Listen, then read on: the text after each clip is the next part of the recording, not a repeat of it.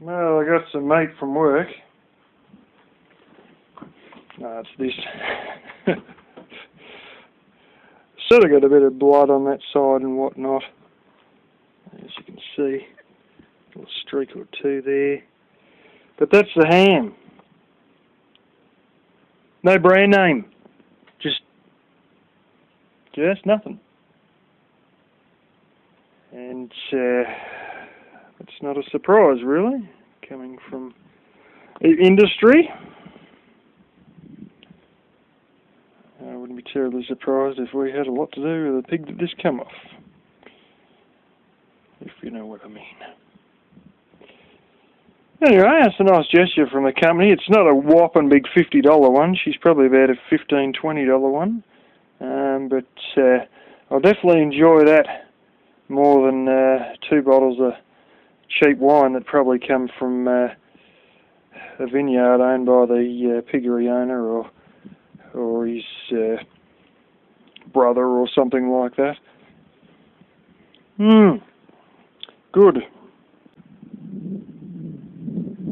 How's this, eh?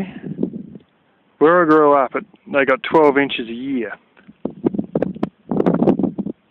Now, this gets 22 to 24 inches a year. This is considered high rainfall. In fact, believe it or not, we actually had a bit of a spattering of rain this morning, yet I'm seeing heat waves. As I usually do during summer days. I mean, look at it, it's brown and yellow. Let's look across the road. Same thing again, brown and yellow. Anything that's green's the trees. And yet here we are. It's a high rainfall area compared to where I grew up. Which, I mean, any less than 12 inches of rain you considered a desert. We've got about 12 inches. So if it was any drier where I grew up, it would have been desert.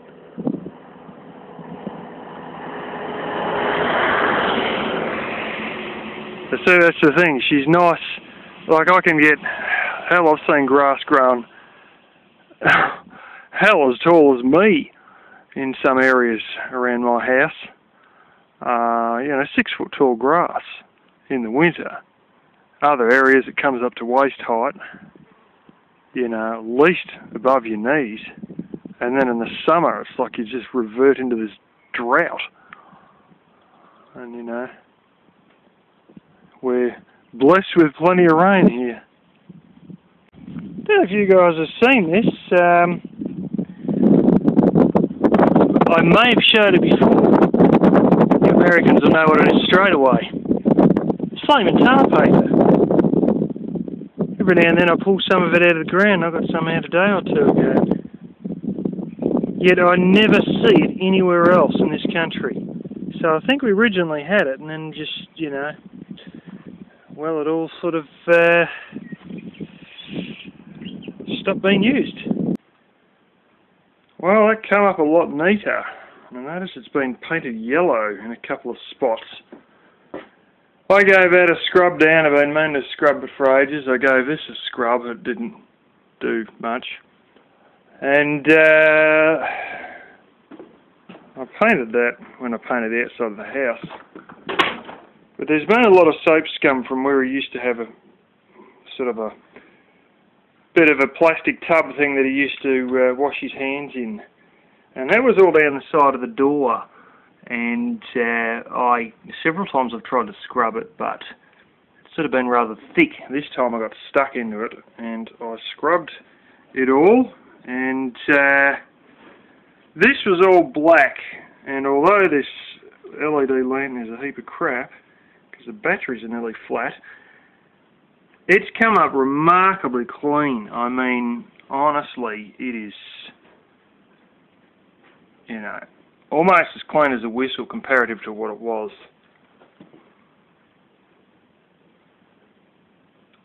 It's a bit of muck on the lens of the LED lantern there, but this, generally speaking, is lovely and clean. And you wouldn't believe it, most of it was smoke stains. Now, those of you who watch my videos sometimes while I'm inside may notice that. And the ceiling is very dark. Same thing, the entire ceiling is covered in smoke stains. As you can probably see, it's rather dark there with a bit of no more gaps stuck in between some planks that don't want to play ball, and a little mount for a very annoying smoke detector that doesn't have the smoke detector in it. That roof is actually a cream colour. The ceiling, rather, is a cream colour. And it's all just smoke stains from too many wood fires inside over the years, and I'm not going to scrub the bejesus out of all that because it's all lead paint underneath. But I may very well paint the walls and the doors before terribly long. I want to put a bit of insulation in one of the walls, and in fact my father has a whole heap of masonite, and the walls in where well, you know, they're sort of still bare weatherboards on the back, in where the glorious fridge is, when you can see it. I'm going to go and basically close all those up with all this masonite my father has. And that will probably be done this winter, but I might be able to do the painting, well, sooner than that. But anyway, we've got to buy ourselves some plastic tubs, possibly with the next paycheck, or we'll see how this wool check goes, and clean the joint up a little bit and get everything packed away and sorted a bit more.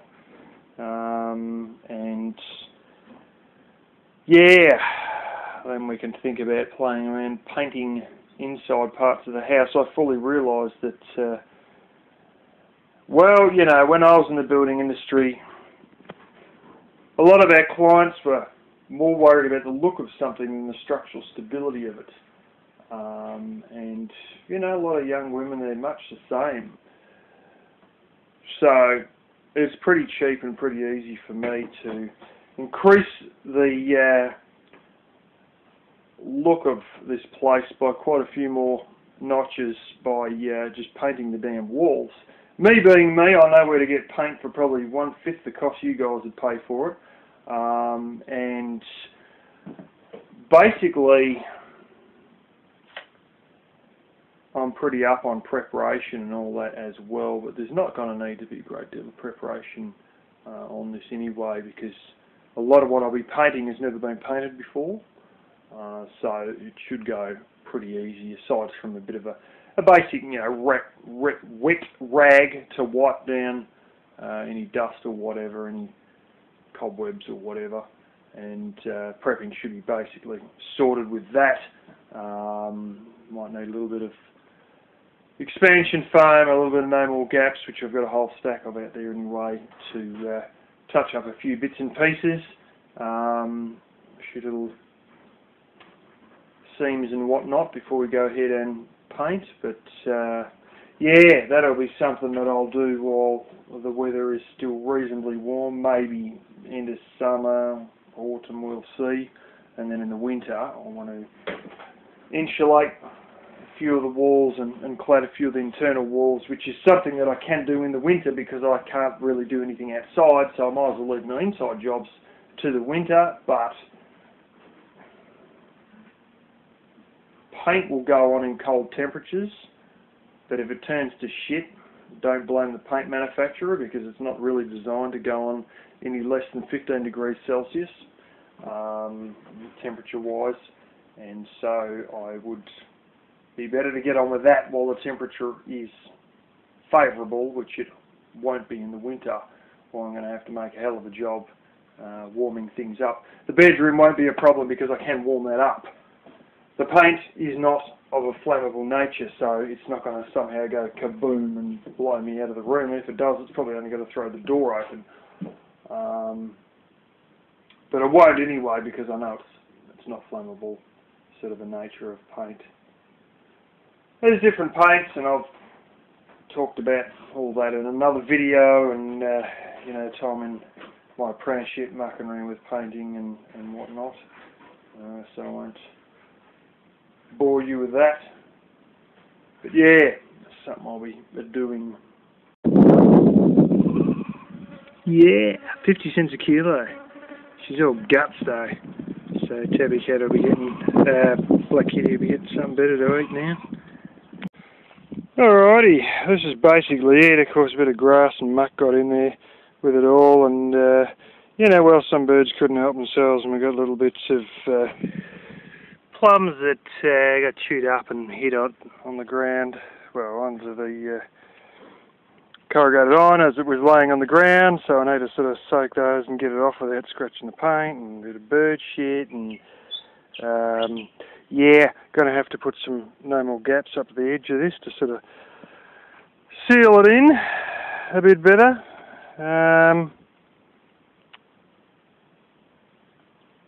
I may go and plug some of these little holes, or I may not. There might not really be a point because there's no fruit fly in this part of the country. I don't think it's really going to matter having smaller holes, but if I do plug them, I will have to likely give them a bit of a squirt with spray paint anyway, and I've got plenty of black spray paint. I'm going to have to rivet that edge down to the other one there, maybe the same again up on that join, probably a couple in there too. Spray the rivets, I'll get the bottom corner of that, or I might not really worry. That's the, well, you basically your decking planks that are all on the back of it, and that's what all the screws are going into. Actually, I salvaged those screws out of the remains of the cardboard house.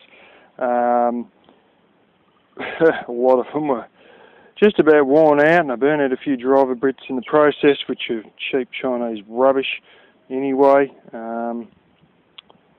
But yeah, it's all going to have to be sort of gone over with a magnet to get away some of the iron filings from the pre-drilled holes for the screws, and a bit of the blue chalk line and all that. So it's all going to have to basically be wiped over to make it more black. And this is the glass. I had to slice all these off. All the lugs. I'll need to clean that glass because it's still got algae and all this random shit all over it. And then that will simply, that there will probably have another bit of 4x2 to prop it up, or maybe even one that end and one that end, to stand it up a bit. I wouldn't mind having them so I could sort of take them off when I needed to and put them back on, so it may be a bit of a different sort of a, yeah, sort of like a removable set of legs somehow. We'll work that out. I'll probably slam a hole saw in through here and try and make up some sort of a 90-degree bend thing. I've got sort of 50mm ones, but I don't know how I'll get that to go onto the piece of 1-inch pipe, which is basically like that. That's my water line, but I've got sitting over there in the bed frame of the cardboard house, another piece of that same stuff. And yeah, basically I'll have to get a hole saw on that end as well and have an air inlet, probably with a bit of fly screen mesh over. And a lot of the times you can actually get away with using gap filler in place of, acrylic gap filler in place of silicone, and I could probably seal it out with that acrylic gap filler. If you look on the back of the solar panels in Australia, they don't use silicone between the aluminium frame and the rest of the actual panel itself. They actually use acrylic gap filler. Works fine, and of course it's cheaper, about $5 a tube cheaper. But, well, at least retail prices here. I get it for about $2 a tube. I'm sure the Chinese get it for about 50 cents a tube, or less. But anyways, this is coming along quite well, with a few more bits and pieces and a good wipe down, and it'll be ready for use. And a couple of legs as well, and I'll be right to go. So just thinking, I did have a sawhorse thing. I could probably just about jam it under that end, and that'd act as your legs anyway. We'll work something out anyway. Might even be the bloomin'. Got a few ideas already. I'm getting rained on right now with no shirt on, so I probably should be hurrying home, but look, cracks in the ground here. Flipping huge big cracks. People ask, how do you know there's not a snake down there? Trust me, they just aren't down here. Sometimes there's a spider. I mean, that's going down, 9 inches. Cracks all through the ground. Indicates that the ground is clay and it's dried out. Woo, look at that one. Oh, that's a beauty. Sheep might have stood in that.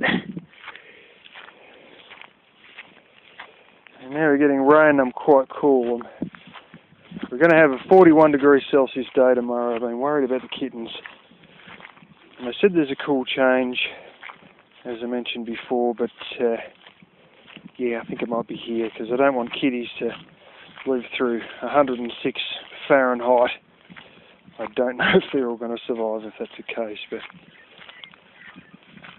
it's the second little shower we had, so we might be able to avoid the hot day, and maybe this is the cool change. Clouds sort of all sitting in the air. Not serious rain, but it doesn't matter. Just being cool is good enough. It's pretty much 2 days in a row now, been 95 to 100 degrees Fahrenheit. Just walking around, grabbing a few more scraps of wire. Just thinking about jobs and that. Chinese boss's vineyard. That was a friggin' ripper job, you know. It's there's a number of jobs I've been in that have been repetitive, you know, while they sort of can give you the shits at times. There's sometimes you look back and you think, they were good times, you know, that was a good job. And it's a bloke I worked with in 2005 in a vineyard that my father was in through contractors who were working at that vineyard, and they almost felt obligated to take me on just because my father was, you know, one of the permanents there, one of a handful of permanents. And anyway, they ended up taking me on, and they also had this other guy on who had a kerfuffle with this other strange character who used to work with us, and yeah, they had a bit of a dummy spit together one morning in front of the boss, and this bloke I work with, he was gone, and he was out of job for a few months, out of work for a few months, and then he ended up joining up with the Chinese boss, with the former owner, the same owner that my father worked under, and then of course it went into administration, but the owner then became the manager under the administrators. Then it got sold to Chinese boss. And when he got sacked, along with me that same day, he could barely believe it. And, you know, they took us in, gave us a beer and said, look, the company's changing course and the way it's doing things, and consider this your last day. And then I thought, shit, we've been sacked. And, you know, we had, and it was very obvious, and he had to go back and re-ask, have we actually been, you know, do we turn up on Monday? Have I been sacked? I said, dude, we've been sacked. Poor bastard, he was there for 9 years and lost his job. And I know a lot of you in the United States have faced similar stuff. You know, there's been people that were in companies for 20, 25 years. GFC hit, and, you know, they're gone, you know, and you just think, fuck, what happened? And it was a great vineyard to work at, you know. The Hungarian manager that was there, he used to have this thing about being narky about time. So I am turned up on time. But what he wanted me to turn up 5 minutes early. And I got the hint, and I started turning up, you know, 5-10 minutes early.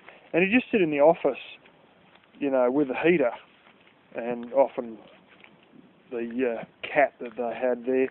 And he sort of flick through the paper or whatever, and he'd just talk about a few things or this and that and what's happened in other vineyards, and then he sort of get to planning out what we're doing for the day, and then when it come time that we're actually got to start work, then we'd get out of the office and go ahead with whatever plans he'd talked about in the previous 5 minutes or so. And once I got that, you know, it was fine, and I tell you, I could have stayed there for 10 years, you know, at a Chinese boss's vineyard, and you sort of look back and you think, fuck, that was a shame, you know, the way it all went, but I could have stayed there for 10 years, and it was boring, you know. You go out and you'd start clipping these grapes, and the rain had set in, and you'd be like, oh, fuck, I'm sick of these fucking grapevines. But at the same time, you know, it was sort of, was nice. You weren't getting fucking arguments and sworn at and all this sort of shit, and I've had that in so many jobs that I've been at, that have been jobs that have been easy to get because people quit so easily. And I get the job easy only because so many people leave so quickly after they realise that it's a crap job, you know, and that's been the case with a lot of my jobs. Until I worked at Air Radiators, I didn't know what a good employer was. And that was another great job, brilliant job. But once again, you know, you put in and take out 1,000 bolts a night, and, you know, in those preliminary, the first initial leak test of a core before it goes on to be assembled into a full radiator, oh man, your brains are going like fucking coleslaw just from the repetitiveness of it. And yet I look back at that and think, that was good, you know, good money, and you know, a boss who would never spit the dummy at you, and it was just like, you know, you afternoon shift, you work late nights and all that, but there would always be like time to go to the shops every day in the morning, you know, and you could get up whenever you wanted. You know, I'd go straight home from work and go straight to bed, but then I'd never wake up to an alarm clock, and you just get out of bed when you got out of bed. And then look at the time and work out, well, I might have, you know, something that constitutes as, you know, what would have been by that time lunch or whatever, and yeah, and then you sort of can meander around the shops for a few hours. You just keep your eye on that watch and, you know, do what you got to do. And I had such relaxing mornings that I've ever had in any job, you know, when I was working afternoon shift sort of thing. And just so long as you go to bed as soon as you get home, hey, you'd be great, you know. You'd get up the next morning when you felt like it, and you go into a job that paid time and a half compared to what the day shift paid. And, you know, it was, yeah, you look back on that and you think, they were the good old days, you know. But anyway, I'll keep hacking it out. This job's got great pay, but, you know, honestly, in the year and a half the gay boss has been managing the joint, they're going through 10 people in a joint that only holds about 5 people, you know, and you just think, holy smoke, you've gone like double your staff in a year and a half, gone through 2 lots of staff, and you think, fucking hell, like, what is wrong? Well, yeah, I'm coming to realise what is wrong.